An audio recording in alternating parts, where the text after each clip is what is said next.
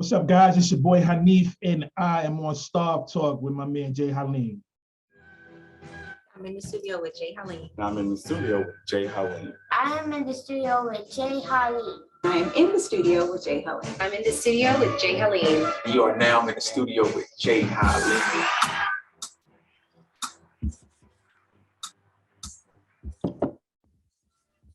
What's up, y'all? It's your boy J Haleem, and we are on another episode of S.T.A.R.V.E Talk. Listen, this feel like a flashback. S.T.A.R.V.E Talk in the studio.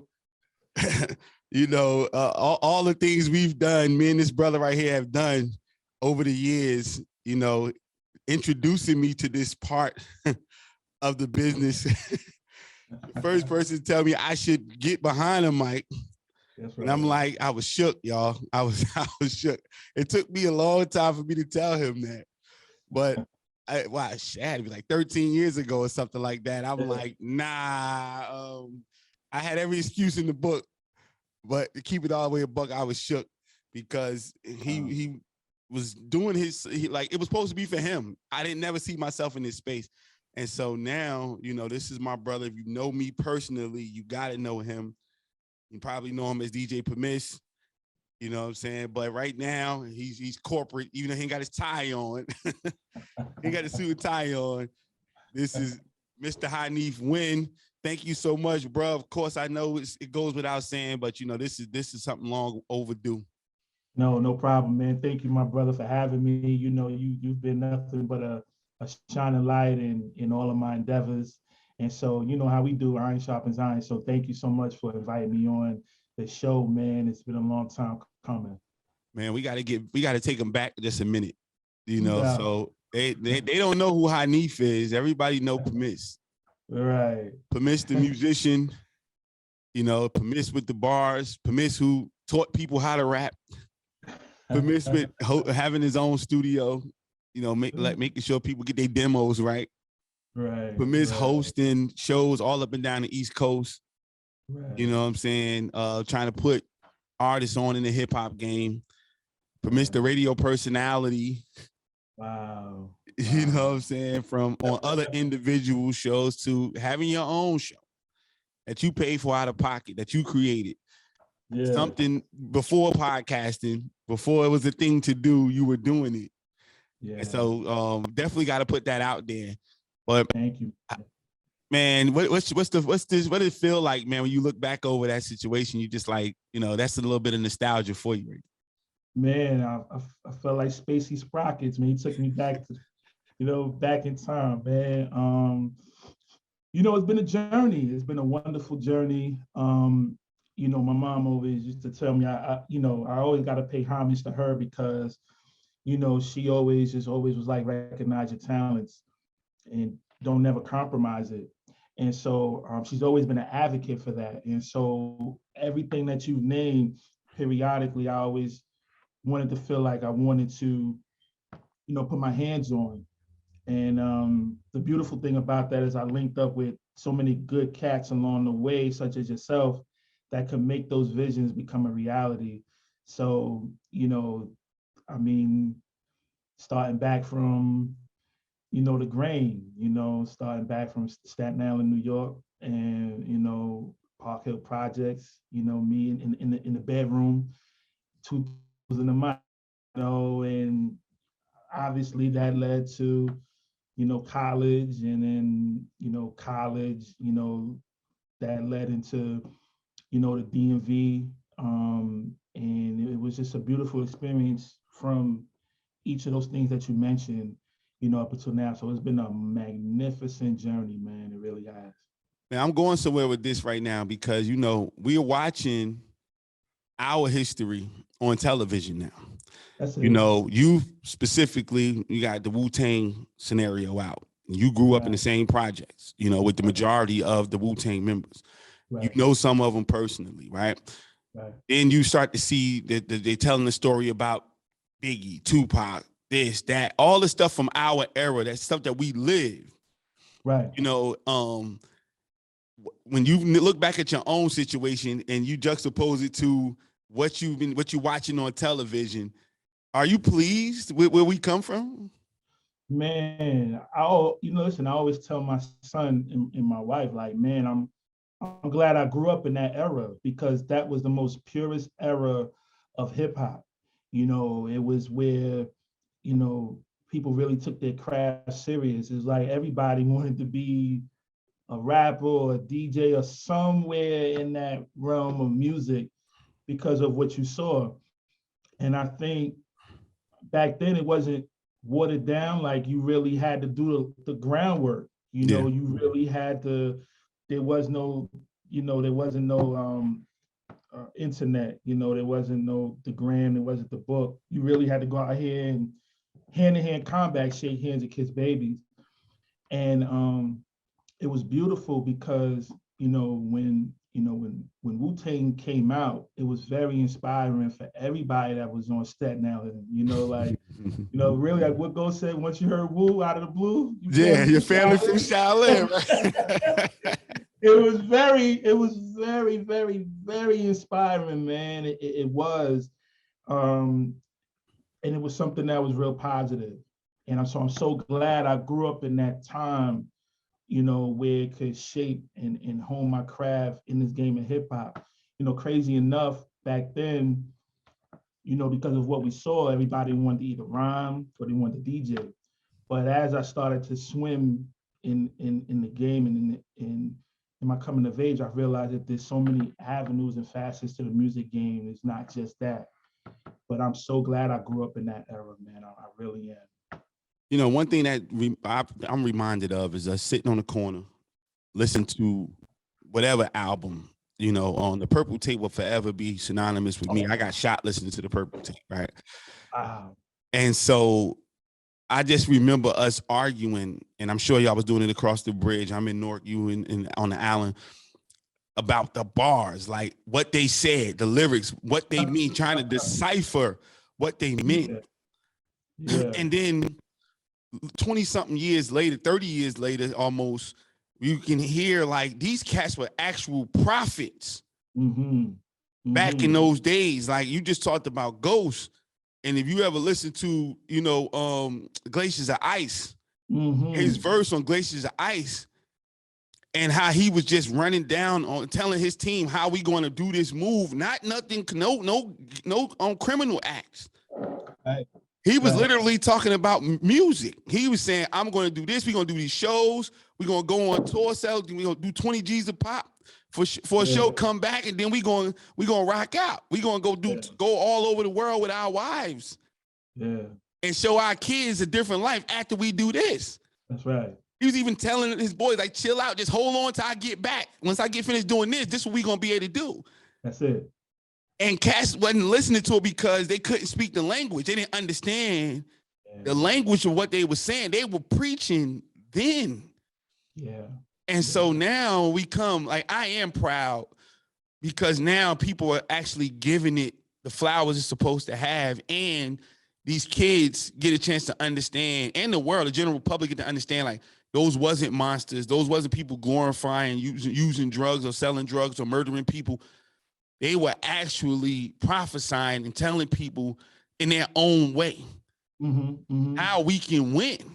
You know what I'm saying? So I'm definitely happy that people can see that now. It's like, when better late than never type of scenarios.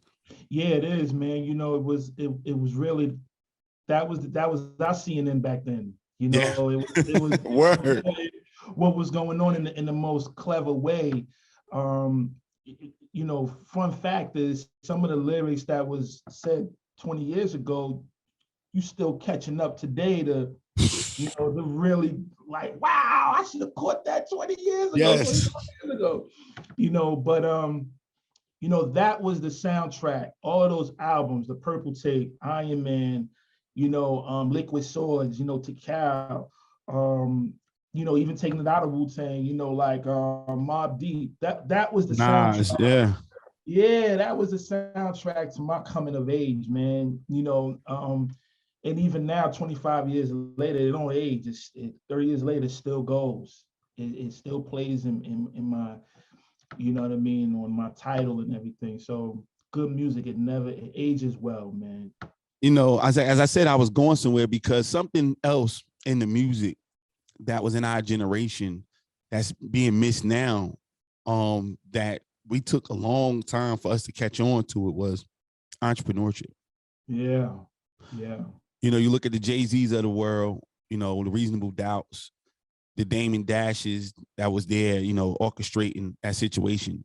Go back to Ghost when he, you know, on the Purple Tape, Wu Gambino's, you know, he said it in his own way, but he's like, jokers robbed the armored car and they just did what? Like he said, you had this money and that money. Too bad you fucked up, dummies. Like, why are you doing this? You could be doing this. Like they was trying to tell us then.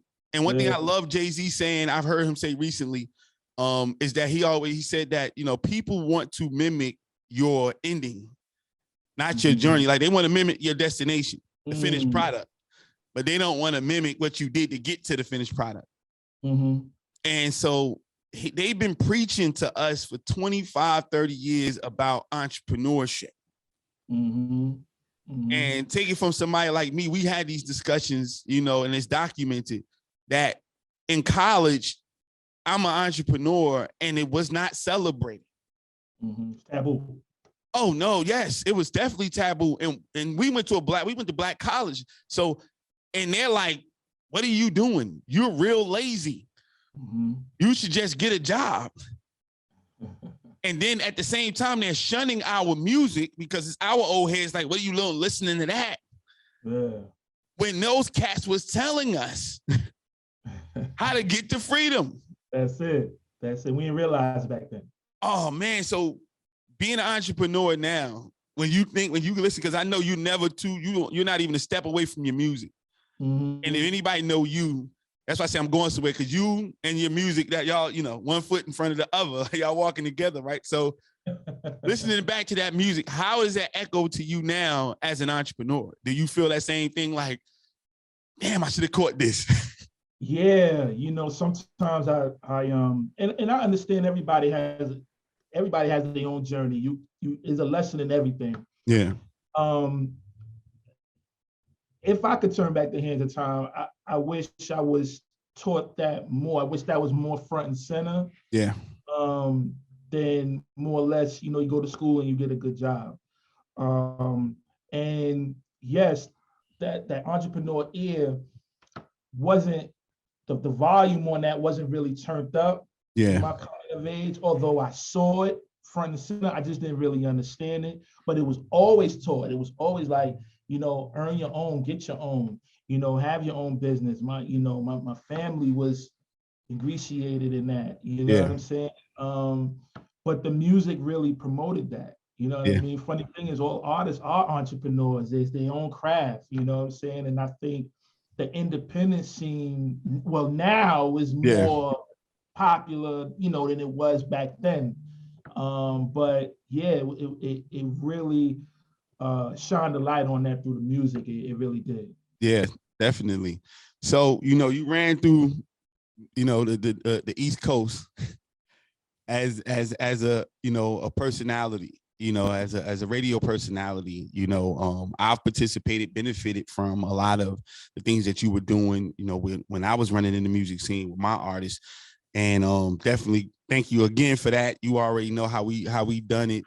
Yeah. But then when you decided to say, you know what, I'm just gonna focus on being DJ Permiss, you know, and just be the artist myself, because everything is hard to switch up when you're the kind do it for everybody. You've been there for years, as I talked about. You know, hey, I'm gonna set up a studio so I can help other people. Let me teach you how to rap. Let me teach you what bars are. Let me teach you how to count bars. Let me help you get your demo so that you can do what you need to do. Right. Now, as an artist, you're focusing on you. What was that transition like mentally to just focus on yourself and not nobody else? It was a beautiful transition. And because I connected with so many people, you know, along the way. And at the time, you know, I'm in Baltimore, and you know, I always say, you know, Baltimore was a time in my life where really allowed me to find purpose, find, you know, who I am, who I was, and what I actually wanted to do, navigate through this thing, and Baltimore allowed me to really make my bones and really, navigate through some things. And at the time I made that transition, I gotta shout out my man DJ Twisted. He was one of the first ones that I was like, yo, man, I want to go ahead and jump back into DJing, because you understand, I haven't really touched a turntable since I was 15. Yeah.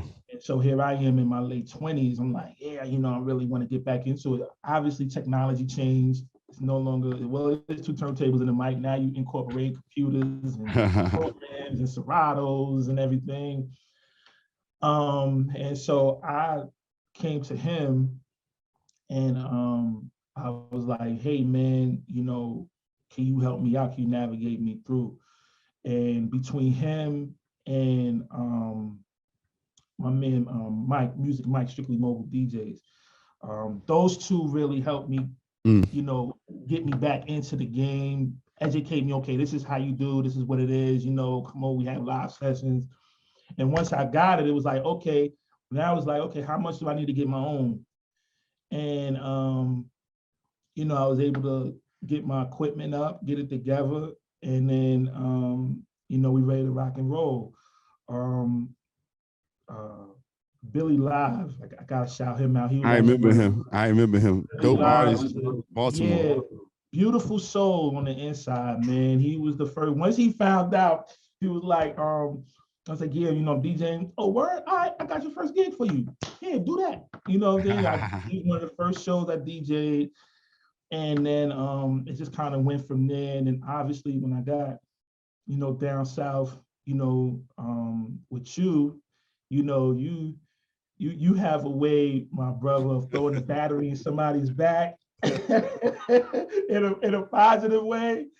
And at the time, I tell this story, I tell it on your platform again, this is now, we fast forward now, that what I just told was like 2012. So fast forward to 2015, I'm in South Carolina, me and you, we on the pavement hard, and I'm frying some fish in the kitchen, and I'm telling you about everything I got going on. I'm doing this, I'm doing that. And you literally at my kitchen table, you look at all this equipment, and you like, yeah, that sounds good, P, but you might want to get back into that DJing thing. And, and to be completely transparent, I just didn't really know where to begin. I'm in Colombia, but I haven't been to Colombia in years. I'm so removed from the scene. I don't really know where to navigate through to. And, once I became like, I had my mind made up, he was like, all right, cool. You lined up my first couple of gigs. And then from there, it just kind of took off. So, it's a two-part getting back into it, but I loved it. You know what I'm saying? And I still love DJing. DJing is an art. You know what I'm saying? It's you have to have a good ear for it. Yeah. And I love getting back, into it, and still do it to this day. I'm an in-house DJ, so you got. So, but it's definitely a love you gotta have for it, man. To do that, and people are not celebrated enough. But again, as I say, I'm going somewhere because I made the change from In the Studio with J Haleem to S.T.A.R.V.E Talk because of the acronym Stand Tall and Reclaim Victory Every Day. One thing about people, they don't tell the whole story. Yeah. We've had those discussions offline where, it can be, and again, I love this dude to this day right now, but there was a time I didn't want to hear nothing from him. And I'm talking like Eric Thomas, because it was always the rah, rah, rah. And, I'm from Newark. That don't do nothing for me. You know what I'm saying? Like, everybody yells. My grandmother yells. You know what I'm saying? Like, that doesn't do it for me. And then it's just like, you're telling me the ending of your story. You don't tell me the other part. So it's like, I get up at 2:00 in the morning. I'm like, well, how do you sleep? Because if you get up 2 or 3 o'clock in the morning, when are you going to get some sleep? But it wasn't until, I bought his book and I started studying. I'm like, oh, he go to bed at 7 o'clock at night. That's not crazy. That's discipline. You know what I'm saying? That's a different level. You're not superhuman. You are human. You know what I'm saying? And then when he started toning it down a little bit and started giving you a little bit more, telling a little bit of the weaknesses, not like, oh man, you don't sleep, you don't do this, you nothing, you're lazy. Like, I'm always thinking about other people. Yeah. And I know that my drive is not your drive, but that doesn't mean you can't be successful.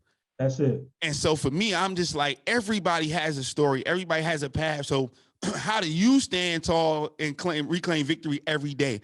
And it was up to me to say, how can I get another person on my platform to tell how they go about doing it?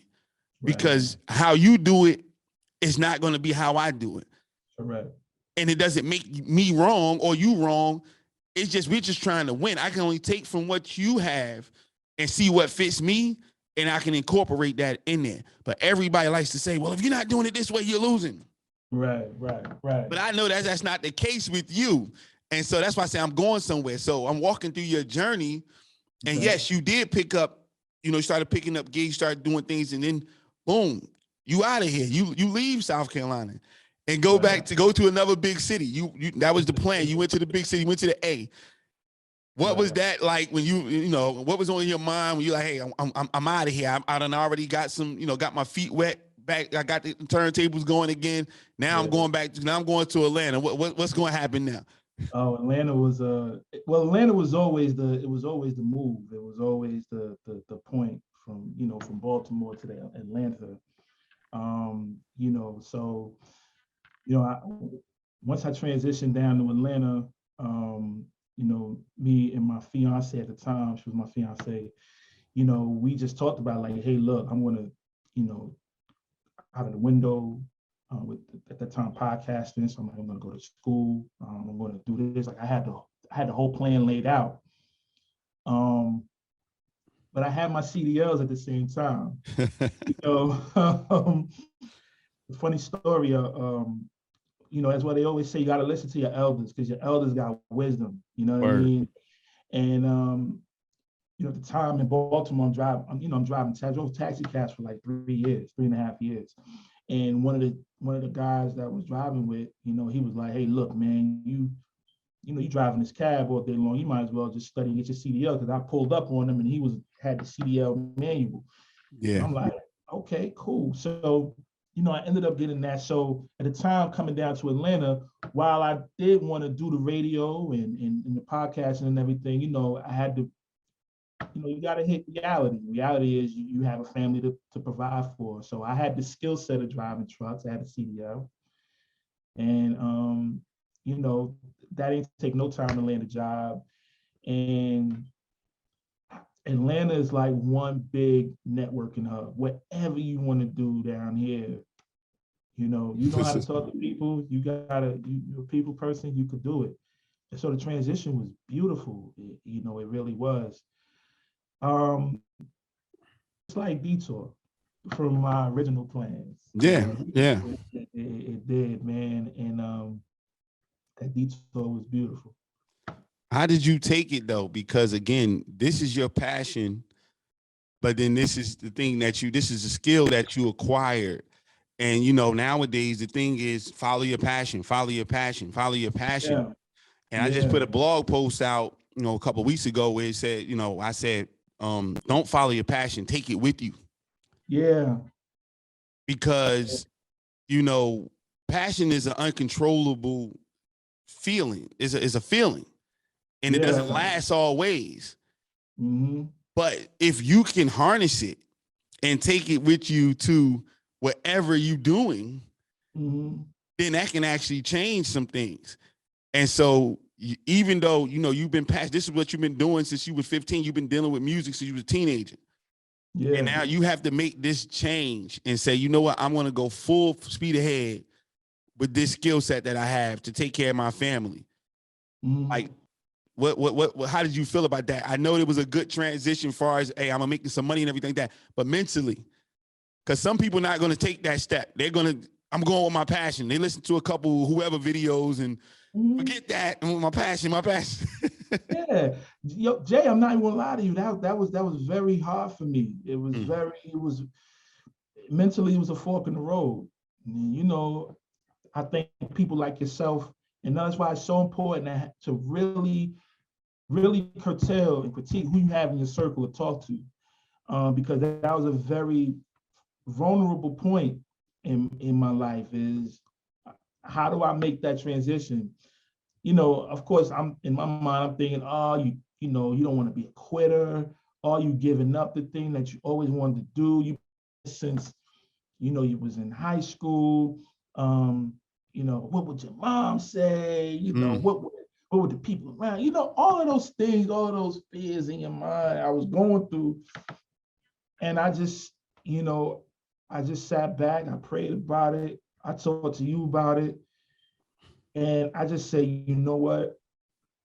Let me just put all the cards on the table and what makes sense at this particular time. And so once I made that up, and that was a process. That wasn't like a 1, 2, 3 thing. That took months. That's what we need to hear. That's what we need to hear. Like that took months, man. That took months. That took a lot of inside pep talks. That took a lot of prayer. That took a lot of everything. That's one of those situations that, again, people need to hear that. It's not an overnight situation. But again, as I'm saying, because I know your story and I want people to understand it, like I'm going somewhere because I'm walking with you. All you know, the entrepreneurship situation, when you stepped out and you said, all right, I'm going to go ahead and pay for my own radio situation, right? People wasn't talking about that's still a low, that's on the low. Like you can go to a radio station, they probably won't even say yes. You got to have some back alley connections to be able to get that deal. You did it, right? Yeah. You know, then you came down south and you jumped out. You started doing DJing by yourself again. Right. Now, you know, yes, you went and took a job, right? But not even a year later, all of that you know, all that skill set, all of that entrepreneurial scenario, that practice, paid off. Yeah. Talk about it. Yeah. So, you know, I was working at a trucking company down here, and it was a good company, real good company, man. One of the best jobs I ever had, and you know, coincidentally, that's where I met my business partner today, and you know, we shared the same visions, the same goals, and everything like that. So of course, at that time that I meet him, I'm still telling him like, yeah, you know, I'm going to school and I'm do DJ and do the podcast thing. So, you know, and I think at the time he was wanting to do real estate and he had some other things going on. But the particular department that we was in, we saw that it really wasn't going in a direction for growth. We saw that it was going to, you know, dissolve the department. And so we kind of saw the writing on the wall. So before we, you know, with casualties of that, we was just like, well, hey, look, man, why don't we just put a trucking company together? You know, literally like that. Like, hey, you know, what do you think about starting our own trucking company? And we decided that I think February of February of 18. We had those conversations, and it was 6 months of prepping. Yeah, how we do it. This how we gonna do it. This how we gonna do it. How we gonna do it. You know, and no, you ain't just jump out in 1 month, huh? Like everybody else, like they said on social media. You ain't just fall out into it, right? No, we did our. Oh, we did our research. We did the market analysis. We talked. No, we don't do those things. Ain't no way in the world. We talked to people. How do you do this? How do you do that? You know, it was a lot of pre-gaming, a whole lot of pre-gaming, and you know, my partner jumped out there first. You know, he got his truck first, and then 6 months later, I came right behind him. And got my truck. And then for the next year, me and him was out in the world in this trucking thing, just figuring it out from an owner operator standpoint, you know, and we made a lot of mistakes, man. No. You ain't make $10,000 a week. Like I every day on Instagram, I get something, you know, swipe up and become a truck driver. Swipe up, get your own trucking company. You can get $15,000 a week right now.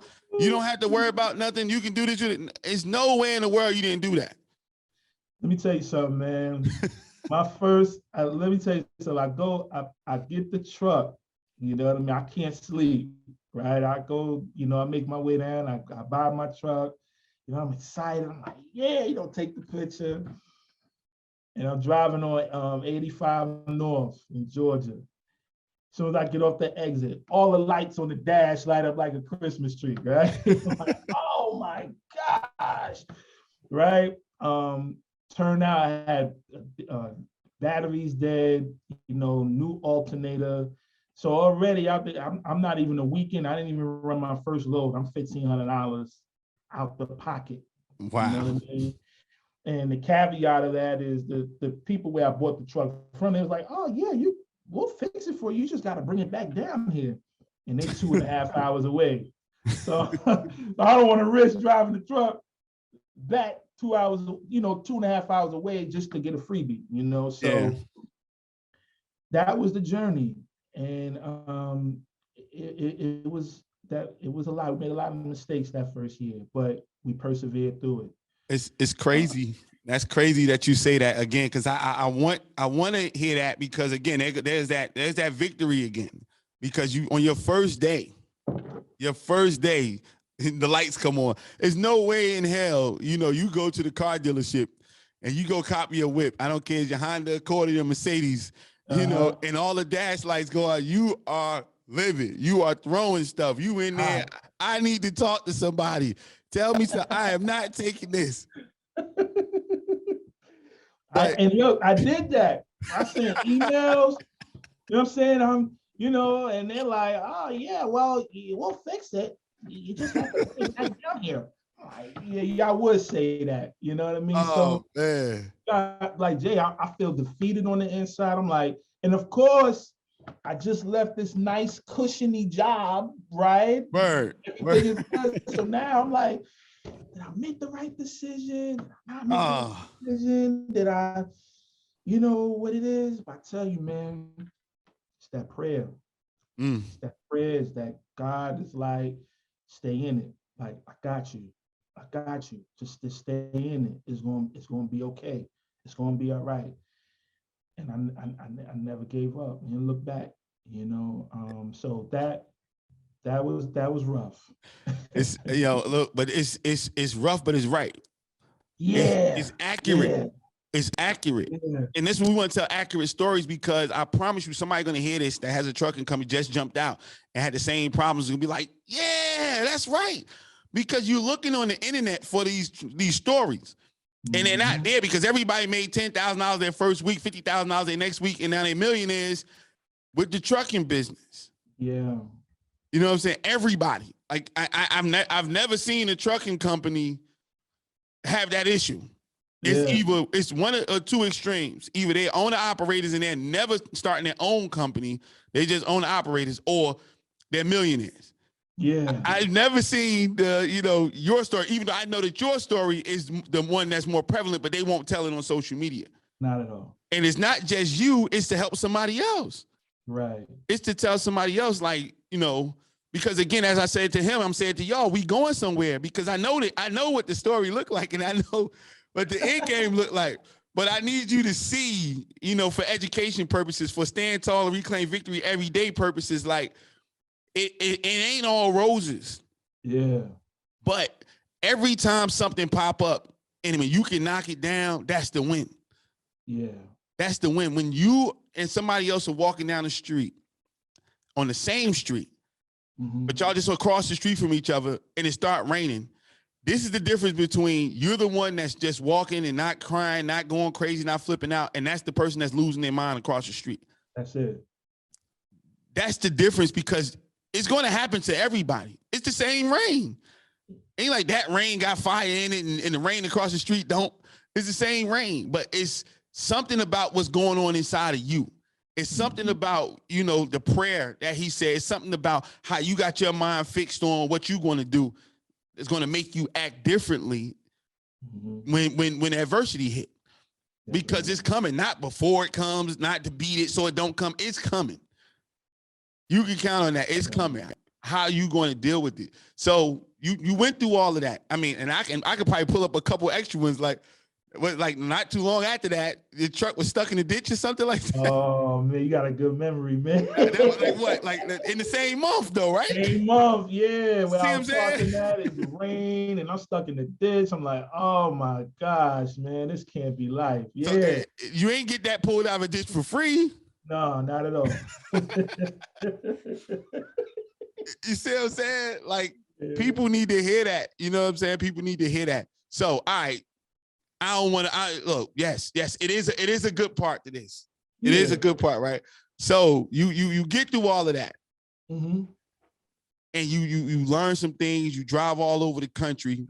You see some things by yourself, but you did something that you told me, and I know we all know somebody that drive trucks, and they was like, man, I ain't never doing that, man. Why he doing that? You said I'm going to really make my own company and have my own authority.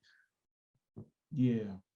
What was going through your mind, and how did your previous entrepreneurship experiences put you in the mindset to take it that far? Well, man, it's really about what me and my partner was deciding was like, hey, look, at the drop of a dime, if anything goes wrong with the company that we leased up under, they could pull a plug, and we left hole in the bag. So we have to figure out something where we're not in a box. And not to say that the company that we was leasing up under, it was a great company. One of the best companies around. I'll tell anybody to go there. But it was just that time for us to grow. Yeah. And so the process actually was beautiful to get our authority and have our own trucking company. It was beautiful. Once we made our mind up, we figured out how much it cost to do it. I want to say we started that talk in like January, I think, January, and then by June, I think June 1st, that was my birthday present. Yeah. Around that time is when we, got a fully active authority. So within that 6 months of time, again, we met people, complete strangers, people along the way. And one thing I love about the trucking game and the trucking industry is one person know another person, and then another person can connect you to this. Everybody has a service. It's just what service fits your needs and your criteria that can make it work. Word. And during that process, it was beautiful. It was one of the most greatest things ever. So how did my previous entrepreneurial skills help me during that time? Well, I knew we had a goal in mind, and the goal was to get our authority, and nothing could compromise that goal. I understood the assignment. Word. And so if it meant for me to be away from home a couple of days, maybe weeks at a time, yeah, we're going to do that. Did it mean that, sometimes, events that was pre-planned, we had to cancel that to get to where we needed to go? That's what we had to do. Yeah. Did it mean that we as owners had to suffer for a little bit to get there? Then, we did that. But it was definitely worth it. And so, and trust me, during that time, we heard a lot of people say, oh, why you gonna get your own authority, man? And don't get me wrong, like whatever floats your boat, that's good for you, then do that. We just wanted more out of life, and we wanted to expand this trucking game to like no end. Like we wanted to see what it was. And so I got to take it back to, when I drove a cab, if there was any sort of training skills and tenacity on where to get it from, I think that's it. Because the cab is like you kill what and for the longest period of time, I used to ask myself, why am I in this position? Why am I driving a cab? Like, why am I doing this? And now I understand why. Yeah. You know, the lesson was the lesson was learned, and I understood that. So yeah, it was a beautiful journey to get my authority, get our authority, and it was really beautiful, man. I went traded in for the world to get there. One of the things that I see out of your story and that path is that, you know, you been in positions where you got comfortable being uncomfortable. Yeah. And so you talk about a cab, you talk about a DJ. You know, these are things like, again, like you say, you got to eat what you kill. And, you know, once you've done the job, you know, you fired every time. You know what I'm saying? Like, if that's your last ride, Get another that's job, it. You right? got to go find you another one. If this is your last gig, you know, it might have been sweet. You could have got $1,000, $2,000, $10,000, whatever. But that's it. You know, you still got to find somebody else to pay you tomorrow. That's it. And That's so this muscle memory that we go through, because a lot of times, and again, going someplace, a lot of times we do something and we think it's not worth anything, or it didn't amount to the money you make with a trucking company. So that was worthless. And we don't realize that this was the stuff that was getting you prepared. Yeah. Yeah. To get these things. If you didn't walk down that path, you would be just like that person saying, you crazy as hell if I'm going to go get my own authority. But you've already been in that situation, because for all intents and purposes, you know, when you have a cab, you got to pay for that. You already paying, and then you got to go figure out how to get your bread. When you're a DJ, you pay for all this equipment. You got to figure out how you're going to go get the bread. Like, you've been figuring it out.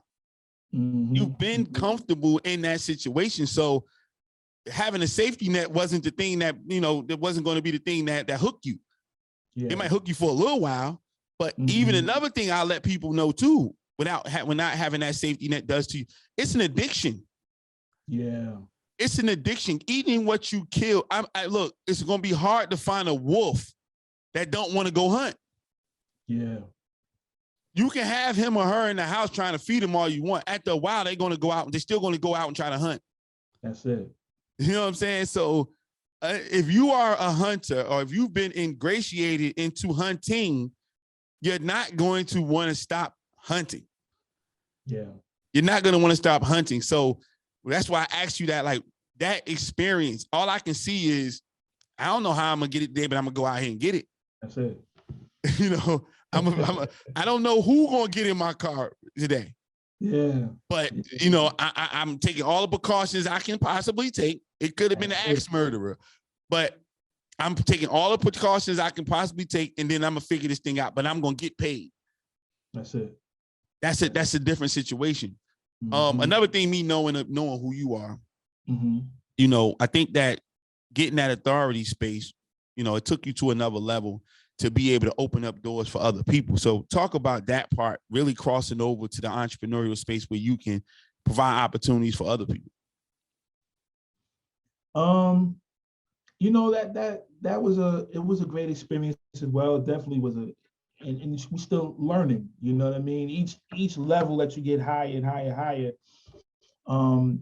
While yes, it's you know, you pat yourself on the back like, man, we get it, we did it, but it's also a learning experience as well, because now you're responsible as a business owner. You're responsible now for other people's households. Yeah. You know, you're responsible for other people's livelihoods, and so there's a level of huge sacrifice now that one has to bear and one has to take. Yeah. And so one of the things that, you know, myself and Alton, what we wanted to do was we wanted to separate ourselves from the pack. You know, we wanted to create a sound working environment for drivers, because we, at the end of the day, we are drivers, still are drivers. So we kind of get like the inside peek behind the curtain as to what's the heartbeat of drivers, what do they need, what do they want, you know, what are some of their gripes. And so, you know, when creating a package for our drivers, we knew that we wanted to pay, you know, above average. You know, we wanted to give certain things that, a typical mom and pop trucking company may not be able to offer. We wanted to do that in the whole. And when we got our first employee, we was happy. We was like, okay, cool, and then we got employee number 2, and then employee number 3, and then before you know it just started to grow. But what we also understood that sometimes growing too fast might not be the best thing to do, especially coming out the gate. Yeah. Sometimes fast growth is not good.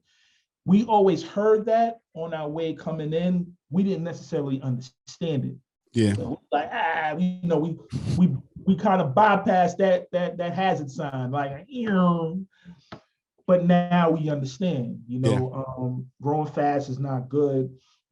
And then also too, sometimes, as a business owner, everybody else got to get paid before you get paid. That's the scariest part. That's the part that look, that's when people check out. Yeah.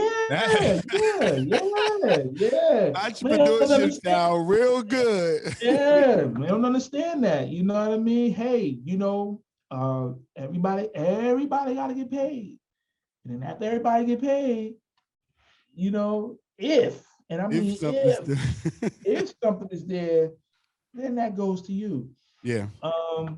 But again, just what you said, coming from the background I came from, I understood that. Yeah. So while, it wasn't foreign, I understood it. Alton understood it. And so that was a learning curve. But with everything, again,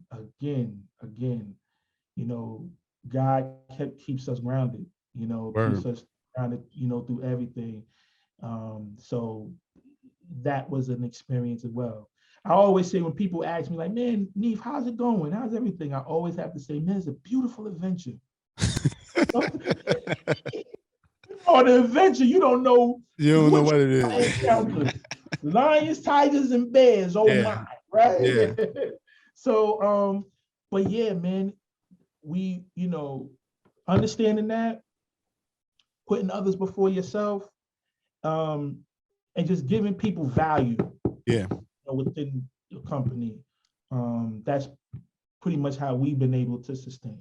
It's this is one of the biggest questions I got for you because, again, this is a real question, and this is the question that a lot of people don't glamorize, but you spoke about being a married man. Mm-hmm. When you're in a situation as fast as you did, you jumped out, and in a matter of a couple of years, you like you said, you keep going. You got multiple employees now. You ain't got 2 employees, just an assistant here, but you got a lot going on in a few years. And you also talked about being away from home for weeks, and you talked about all of that stuff. How important is it for you to have a sound situation at home in order for you to be able to grow a business like you have? You definitely have to communication and understanding, your partner has to understand what you're doing. And I try to include her in much as possible. And of course, some things I try to shield her away because I don't want my wife to worry about all of the things that's going on, because it's like, but stuff that I know that she needs to know, for it to make sense as to why I'm gone for long periods of time, why my time is very tight. She understands. But we had this conversation even before we left South Carolina. So before there was a trucking company, before there was, I'm doing this full time, me and I had a real long talk. And I said, babe, are you ready? This is going to be a ride. This is going to be a ride that you've never experienced before. So, I need to know that you're ready. If you're not ready, let me know now. And I completely understand. And she was like, nah, I'm riding with you. Whatever we got to go through together, let's do it. And I got to say, like, she's been like the most supportive anchor in my life in growing this. And I always tell her, it takes a special person to be a trucker's wife. Word. right? Because there are a lot of things that you endure, you know what I mean, while I'm away from, running a household is a job in itself. Yeah. And I commend you. You grown, you raising our son. A lot of times where I'm not home, where we could go to a movie or we could go to a basketball game. So this is a part of that sacrifice. Yeah. And so she understands that, and she really not only does she understand it, but she sees the end game. She knows what's on the other side of the coin. So if I hang in there just for hang in there with this, I know we'll be set for life. Word. And that's a beautiful thing that we have within us. Now, sometimes it's a little tough. I mean, but that's the humanistic side in the both of us. Yeah. But we're able to communicate that with each other and get past those little hurdles and stuff. So, but there's no way that you will be able to be where you are right now if y'all was beefing all the time about this, or y'all didn't see eye to eye. No, not at all. It's crazy. One of my drivers, I could tell, he was having a rough day, and he was like, he's usually the reserve type, but on this particular day, like I called him, I told him what his assignment was, and he snapped. Like he snapped at me, right? He's like, So of course, and this is a part of being a business owner. Sometimes you can't let your emotions go back, right? Because you have to take you gotta think before you say. Yeah, diplomatic. Right? Be a little bit more diplomatic. Exactly. And calmly just said, okay, I said, well, let's tone it down for a little bit. I just want to say you're not having a good day today. What's going on? Because usually you're not like this. And then he just broke down, just told me everything was going on at the crib, with him and his girl. And I guess she didn't really understand why he's out so many hours, you know what I mean, and everything. And so in that split second right there, I had to take my, boss hat off. I had to put my man hat on. And I said, well, hey, look, man, in some aspects, I totally understand, but at the end of that conversation, he felt a lot better. He appreciated the fact that I could relate to him. Yeah. And yes, you have to, I couldn't do this if I had a woman at home that didn't understand nor cared to understand my line of work. Only thing she sees is the fact that I'm not home. Yeah.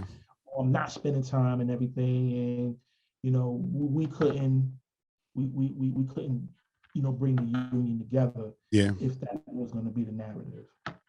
Man, I love it, man. Listen, we had these discussions, man. This is strictly for you guys. Me and this brother, we talk all the time. At the same time, S.T.A.R.V.E talk again, I know his story, but I want you to tell these individuals that what does the acronym Stand Tall and Reclaim Victory Every Day mean to you? Mm-hmm.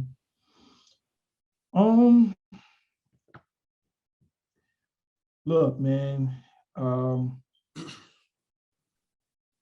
came from an environment that of the have-nots. You understand? I came from a place where you really had to be very strong-minded. You had to understand that life is not always going to be this way. I remember those days where we really, the refrigerator looked bare. The latest clothes wasn't really accessible to me and my sister. Mom made the best of it. Yeah. One of the things that allows me to stand tall and reclaim victory is the fact that I saw my mom do it. And she did it at the age of 40. She made a lot of mistakes in the past, but she was able to do that, and she did it in a major way. So going back to your earlier question that you asked me about entrepreneurship, really her and my grandfather was my very first insight into running your own business. You know what I mean? Both of them ran community centers. My mom did it in Staten Island. He did it in Brooklyn in Marcy Projects. And so I understood that it wasn't always easy for them. You know, some days I come home and, you know, this is in the very beginning when my mom was building, you know, her cultural center.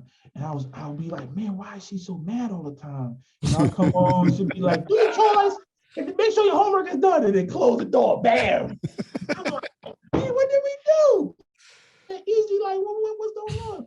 But little did I know that, you know, she was just waiting for a grant, waiting for a proposal to clear. You know, she had business things that was going on, and I was too young, I didn't understand that.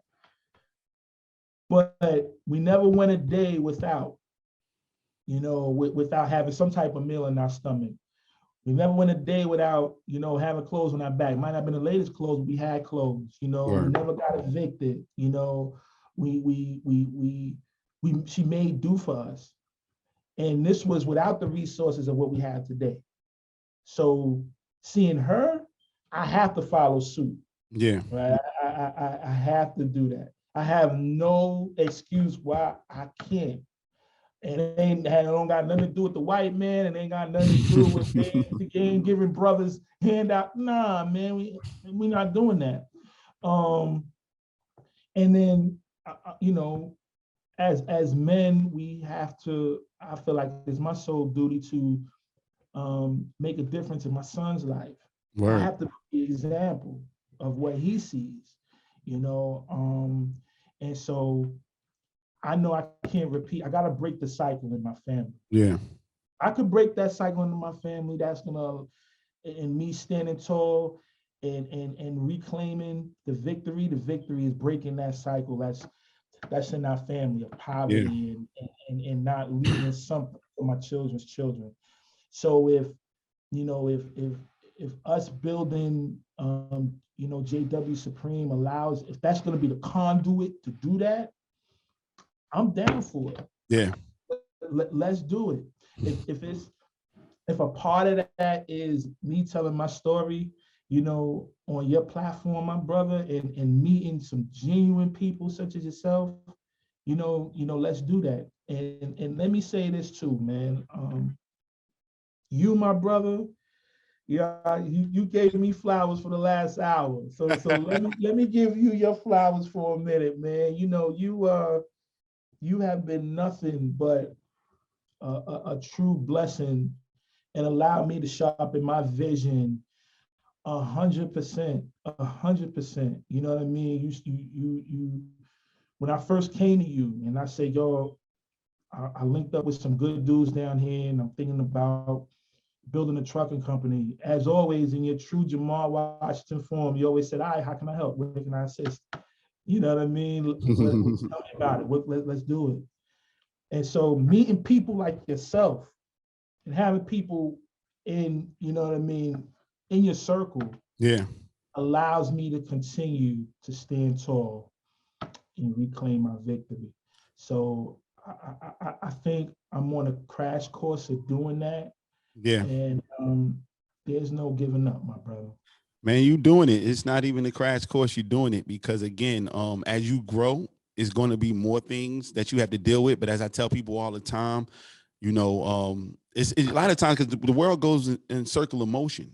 So a lot of times it's the same issues, but if you choose not to get stronger, it's going to continue to affect you the same way. So like when your parents was giving you a spanking, you know, as the world keep turning, you get older, that same spanking don't hurt no more. Not at all. It's the same person.